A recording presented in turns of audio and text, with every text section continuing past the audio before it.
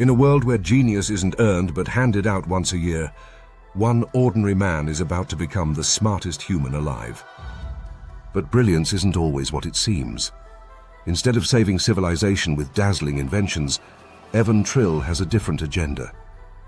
This is the Neural Lottery, a satirical sci-fi tale of absurd brilliance, karaoke diplomacy, and the heavy burden of being way too smart for your own good.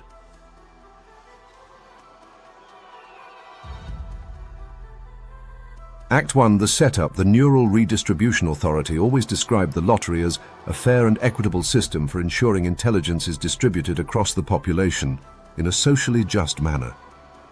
Everyone else called it the annual brain drain. Every year, one lucky citizen was chosen to become a certified genius.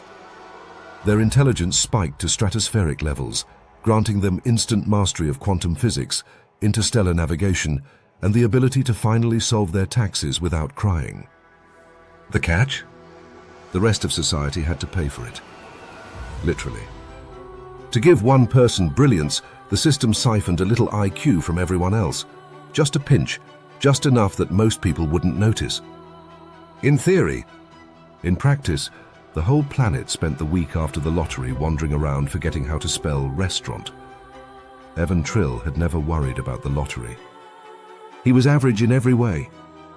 Average job, average height, average ability to remember whether it was garbage day or recycling day. He worked as a package courier, a job so simple the training manual had 2 steps. Don't drop the box. Seriously, don't drop the box.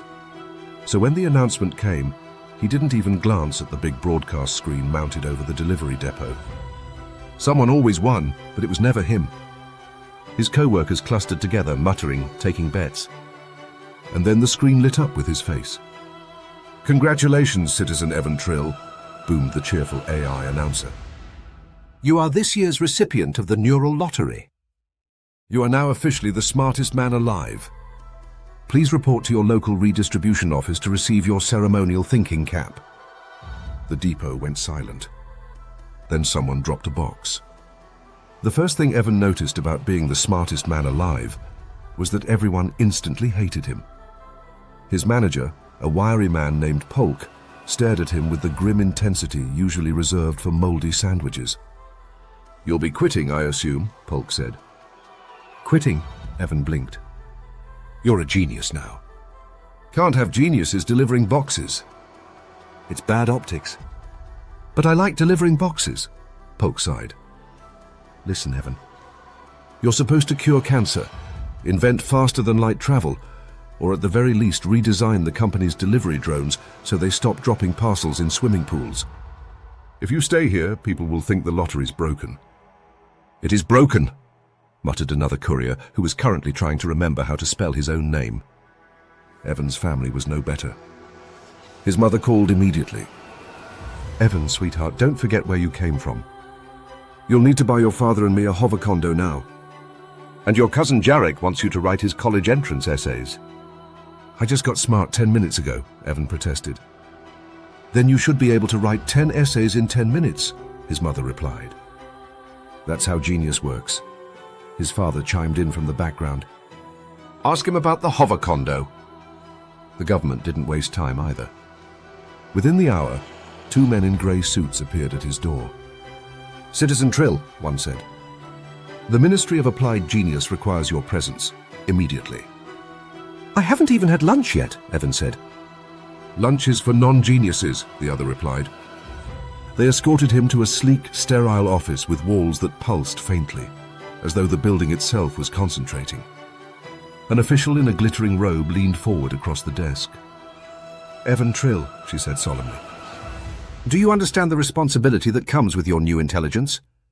"No," Evan said honestly. "Excellent. That proves you're ready." The ceremony was brief.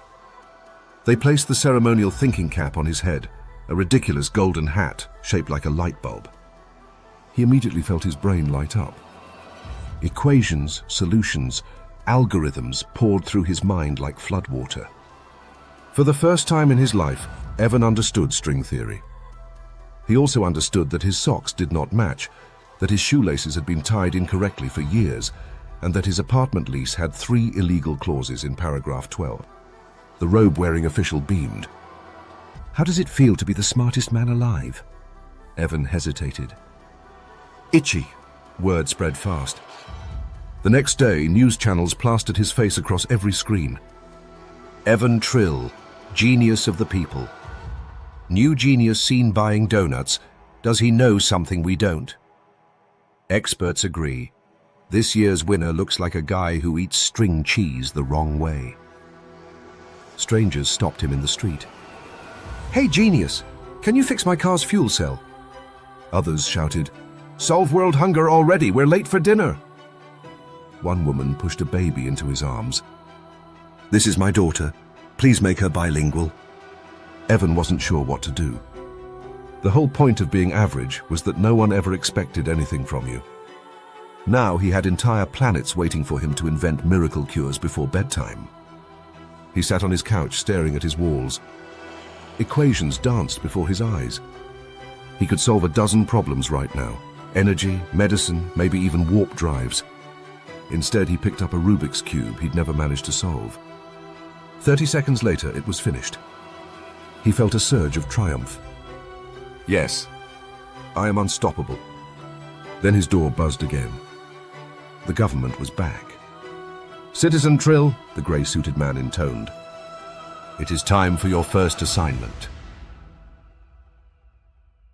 Act 2. The Escalation. The Ministry of Applied Genius wasted no time. They whisked Evan into a conference room lined with advisors, scientists, and a suspicious number of snack machines. The robe-wearing official from the day before smiled thinly. Citizen Trill, your first assignment. Solve the planet's energy crisis. Evan blinked. By when? End of day would be ideal. He sat at the long glass table, tapping his fingers. Equations swarmed his head, dazzling possibilities unfolding in neon streams. With his new intelligence, he could indeed design a fusion reactor that ran on seawater, sunshine, or possibly leftover pizza crusts. But instead, another thought surfaced. Actually, Evan said slowly, what if we just unplugged all the advertising billboards? Do you know how much power those things eat? The room fell silent. One advisor adjusted her glasses. Are you suggesting dimming the neon chicken wing hologram downtown? Yes, Evan said, warming to the idea. Start there. Then the 20-story dancing soda can. Maybe even, brace yourselves, the 3-dimensional inflatable pants store sign. Murmurs rippled through the room. Some horrified, some oddly intrigued. The official scribbled on her tablet. Proposal filed under Genius Initiative A27, Pants Reduction Strategy. We'll consider it. Evan leaned back, satisfied. First problem solved. Next! But his next assignments didn't go much better. Assignment 2, End World Hunger. Evan designed the quantum sandwich, a mathematically perfect layering of bread, meat, and condiments. It fed one man very efficiently, but did not technically solve hunger. Assignment 3, Improve Global Education. Evan invented a calculator that shouted encouraging phrases like, "Nice try, champ," whenever students pressed the wrong button. Teachers filed complaints within hours. Assignment 4, Advanced Space Travel. Evan built a model rocket entirely out of soda bottles and rubber bands. It launched, briefly, then embedded itself in a minister's car. The news channels went wild. Breaking, Genius proposes sandwich as solution to global hunger crisis. Quantum sock drawer, genius or madness? Evan Trill builds rocket, neighborhood dog traumatized. Public opinion split down the middle. Half the planet wanted him fired. The other half found him hilarious.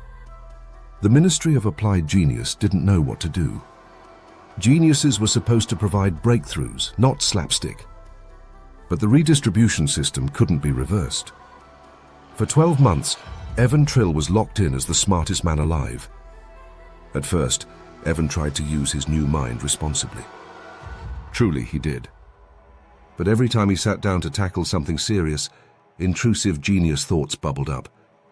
Take trivia night. Evan had once been on a team called The Wrong Answers. They'd lived up to the name, consistently scoring negative points. But with his new intellect, every question was child's play. "Who painted the Mona Lisa?" asked the host. Leonardo da Vinci, Evan answered instantly.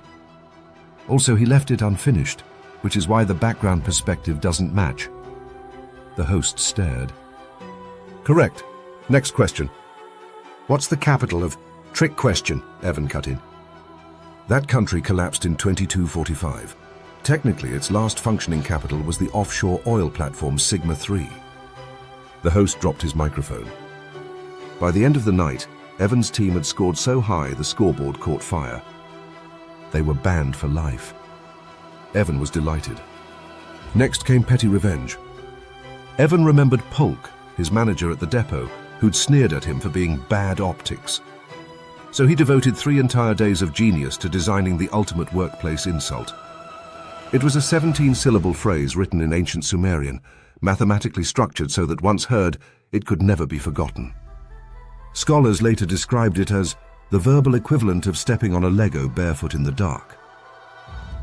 Evan dropped it casually at Polk's going-away party. The man screamed, resigned on the spot, and moved to a monastery. Another problem solved. The government grew more frantic. They invited Evan to international conferences, begging him to apply himself. One particularly desperate summit asked him to address climate collapse. Evan cleared his throat. "Ladies and gentlemen, after long analysis, I have determined the ultimate solution to our planetary overheating problem." A hush fell over the room. Scientists leaned forward. Evan smiled. "One word, giant umbrella." Confused whispers filled the air. "Yes, a planetary parasol," he continued cheerfully. "Made from reflective foil, tethered to the equator with industrial-strength bungee cords. Stylish and functional. Also comes in plaid." He unveiled a sketch. It looked suspiciously like a beach umbrella. The summit adjourned in chaos. But Evan wasn't bothered. In fact, he felt oddly liberated. He'd always suspected geniuses were overhyped. Now that he was one, he realized they were just people. People who knew slightly too much about sandwich geometry. Besides, he was having fun. He invented a remote-controlled vacuum cleaner that shouted, "Whee!" while turning corners. A set of socks that automatically paired themselves in the laundry, then filed restraining orders if separated. A toaster that could calculate your credit score while browning your bread. The ministry logged them all as innovations of questionable societal value. The public, however, adored him. Memes spread like wildfire. Children wore thinking cap replicas to school. Adults carried quantum sandwich lunchboxes. The phrase "nice try, champ" became the hottest ringtone. The more ridiculous his inventions, the more popular he became. But beneath the laughter, pressure was building. Because eventually, someone was going to expect him to do something serious. That moment came one Tuesday morning, when the grey-suited officials returned, pale and trembling. "Citizen Trill," one stammered. "An asteroid is on a collision course with Earth. Impact in 3 days." Evan set down his Rubik's Cube. He had solved it so many times it now hovered in mid-air out of boredom. 3 days, he repeated. "Yes," the official said. "You must save us." Act 3, the crisis and climax. The asteroid had a name. All dangerous asteroids had names. This one was called Rocky McRockface. The Ministry of Applied Genius gathered every scientist, general, and panicked intern in the capital's situation room. At the center sat Evan Trill, wearing his ceremonial thinking cap, which he had decorated with stickers that said, "World's Best Sandwich Maker." The robe-wearing official cleared her throat. "Citizen Trill, the asteroid is 3 days out. We require an immediate plan." The generals muttered about nuclear warheads. The scientists proposed laser arrays. The interns suggested panicking in an orderly fashion. All eyes turned to Evan. He thought for a long moment, then said, "What if we built the world's largest slingshot?" The room erupted. "That's insane!" cried a general. "That's impractical," gasped a scientist. "That sounds awesome," whispered an intern. Evan explained. 2 gigantic elastic bands anchored across the equator, stretching around the planet like suspenders. Load the asteroid into the sling! Fling! Problem solved. Silence followed. Then someone asked, "How do you load an asteroid into a slingshot?" Evan frowned. Details will get there. The ministry reluctantly gave him clearance, mostly because they didn't have a better idea. Within hours, the world mobilized. Entire continents produced rubber. Every factory churned out bungee cords. Children donated their slingshots in solidarity. News anchors beamed. Historic operation underway. Genius plans to catapult planet. Asteroid threat may end in epic trick shot. Citizens urged not to ask too many questions about physics. Construction moved at breakneck pace. Towering pillars rose from the oceans, threading cables thicker than skyscrapers. Engineers shook their heads. Mathematicians wept openly. But somehow, impossibly, it worked. 3 days later, as the asteroid loomed larger in the sky, the slingshot stood ready. The robe-wearing official gripped Evan's arm. Are you certain of this plan? Evan adjusted his light bulb hat. Of course, 99.9% chance of success. She exhaled. And the other 0.1%? Evan shrugged. We invent the world's fastest evacuation plan. The launch sequence began. The slingshot stretched, straining against the planet itself. The asteroid rumbled into place, guided by tractor beams and frantic prayers. Crowds gathered worldwide, watching the skies.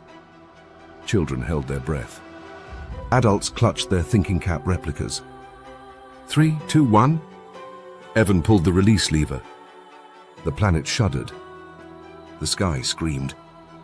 And Rocky McRockface flew through space like a spitball, leaving a straw. The asteroid soared past Earth. Past the Moon. Past Mars.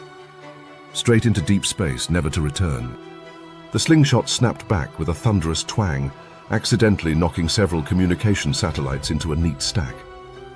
Astronomers later described it as the first orbital game of Jenga. But Earth was safe. The crowd erupted in cheers. Fireworks exploded. One man proposed to his girlfriend using glow-in-the-dark nachos. She said yes. Evan Trill was a hero. The ministry scrambled to rebrand the narrative. Genius saves humanity with bold new strategy. World's largest slingshot, visionary or lunatic. Experts agree. At least it worked. Evan basked in the attention. People asked how he'd thought of it. He shrugged modestly. Honestly, I was aiming for Mars.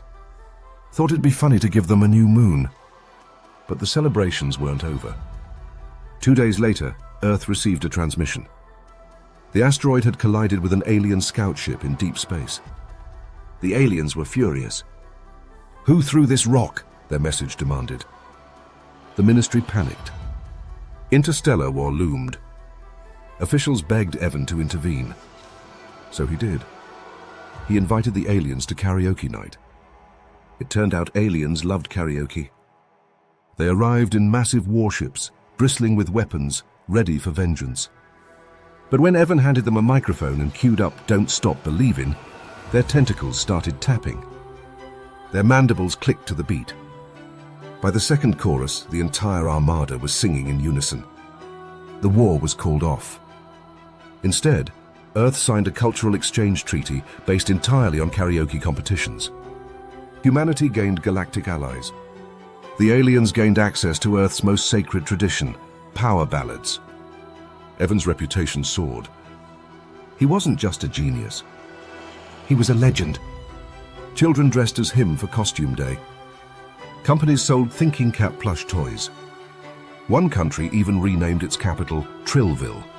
And through it all, Evan remained exactly who he'd always been. An average man who just happened to have a very itchy golden hat and the galaxy's strangest sense of priorities. Act 4. The Resolution. Evan's year as the world's genius passed quickly. He solved trivia nights, ended an asteroid crisis, accidentally invented karaoke-based diplomacy, and revolutionized the sandwich industry. He also broke 3 drones, insulted his old boss into monastic silence, and filed 17 patents for sock-related technology. When the final day arrived, the Ministry of Applied Genius held a grand ceremony in the capital. Crowds packed the plaza. Children waved thinking cap balloons. Vendors sold genius burgers that came with free Sudoku puzzles. The robe-wearing official stepped forward carrying a velvet case. Citizen Trill, she announced, your service as this year's genius has been unconventional. Yet history will remember you as the man who saved humanity with a slingshot and ended a war with karaoke. On behalf of the planet, thank you. She removed the golden thinking cap from Evan's head. At once, the flood of brilliance drained away. Equations vanished. Theories evaporated. His mind returned to normal, average, simple, blissfully ordinary. Evan swayed a little, blinking. Wow, he said. I suddenly don't understand my tax forms again. The crowd roared in approval.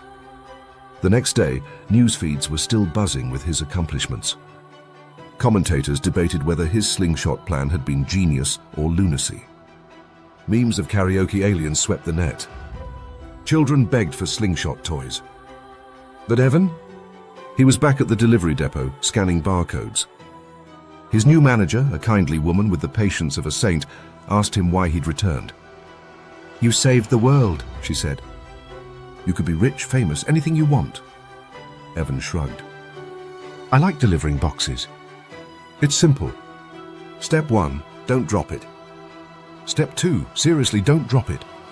No one expects me to invent planetary umbrellas. She smiled. Well, if you ever do, we'll use it as a parasol for the lunch tables. That evening, Evan sat on his couch, eating a very imperfect sandwich. He sighed contentedly. Being average again felt good. No pressure. No expectations. The broadcast screen on his wall flickered. An AI announcer's cheerful voice rang out. Attention citizens, the Neural Redistribution Authority is proud to announce the next winner of the Genius Lottery. Evan leaned forward, curious. A 1-year-old goldfish named Mr. Bubbles. The camera panned to a small aquarium, where Mr. Bubbles swam in lazy circles, blowing bubbles that looked disturbingly like mathematical formulas. The world gasped. Evan laughed so hard he nearly dropped his sandwich. Good luck, little guy, he said. You're gonna need it at the end.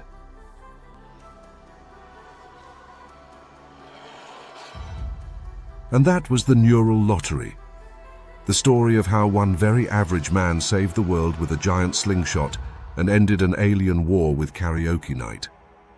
If you enjoyed this tale of accidental genius and galactic absurdity, don't forget to hit that like button and subscribe for more original sci-fi stories told right here.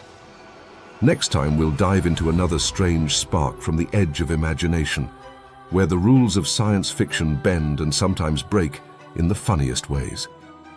Until then, stay curious, and remember, never underestimate a man with a thinking cap.